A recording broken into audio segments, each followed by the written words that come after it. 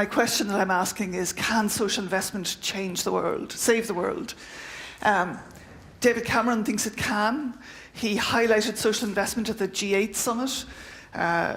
Mayor Bloomberg in New York thinks it can. He's putting, well, not his own money, but his company's money into social impact bonds to tackle recidivism, which is one of these words like philanthropist that I find quite hard to say. So there's a huge degree of attention from Barack Obama, from all sorts of people in social investment. So for all sorts of reasons, I got really interested in not disrespecting or disregarding donations, grant funding, contracts, any of that sort of thing, but just that it can really strengthen organisations. It can make them more responsive to their constituencies, and it can help them survive and be resilient if they have that kind of, set of financial skills, plus unrestricted earned income, plus, in many cases, an asset base. They're much more likely to survive and thrive, and therefore to be able to serve their communities. I can move on.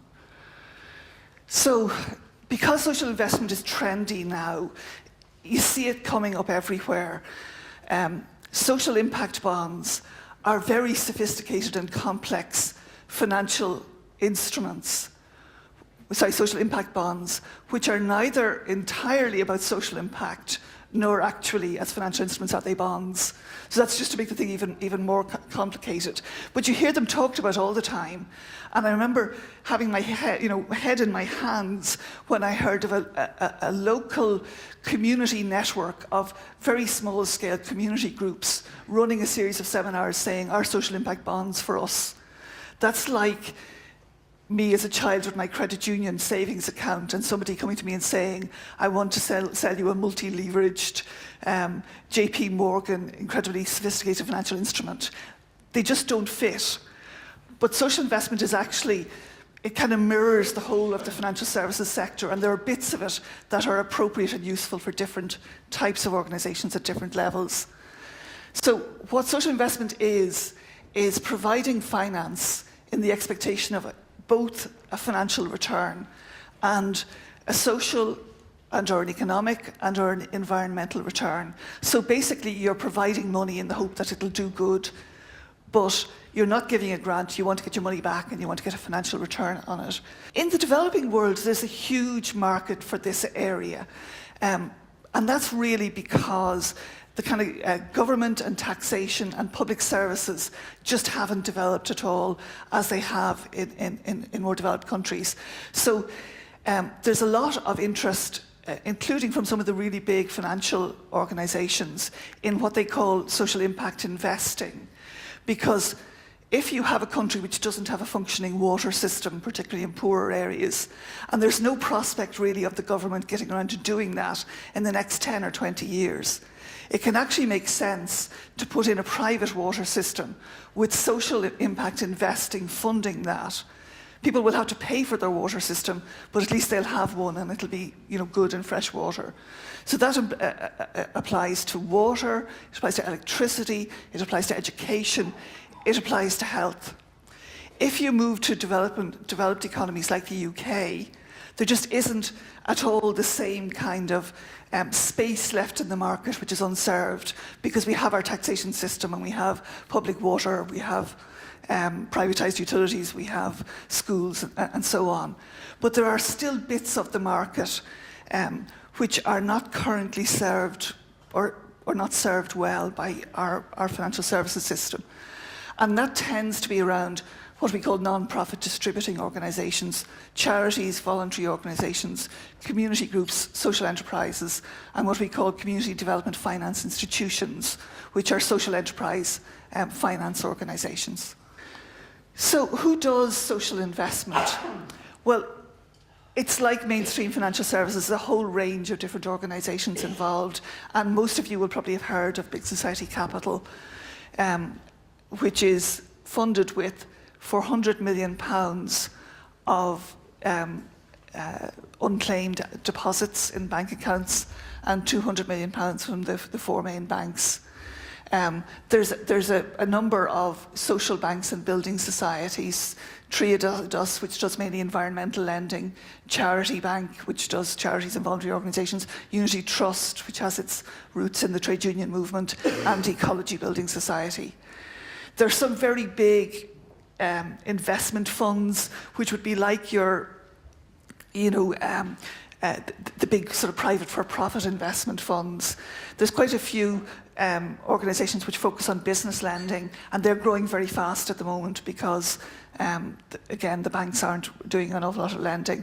And personal lending, the sort of thing that credit unions also do. So what I'm trying to say there is that in the same way as you might go to a bank for business finance, you might go to a bank for a mortgage, you might go to a bank for a personal loan, third sector organisations have the same kind of range of choice of products through social investment.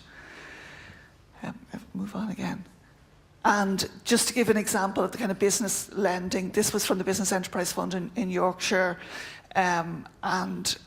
This is a firm which makes museum display cases and needed, I guess, basically working capital to expand, to fund their expansion. Next one, please. So why would charities... The most common thing, when I was going out talking to charities and voluntary organisations, the most common thing they ever said to me is, why would I take a loan when I can get money for free? To which I would say, if you can get money for free, go for it. I'd put a little small footnote, which is there's no such thing as a free lunch. So there actually is no such thing as free money. There are always costs attached to it.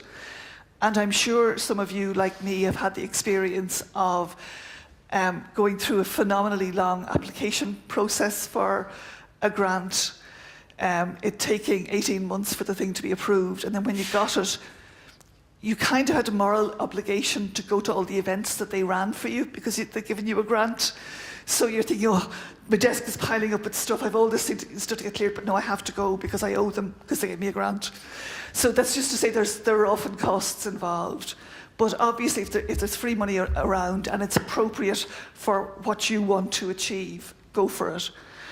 But if we can use loan finance for some parts of our activities, and that frees up other grant money to be used for people who can't generate an income or a revenue stream, well, I think that's what we should go for, so that you probably have a mix of funding, but if you are able to run something that generates an income for you, I think you should do it.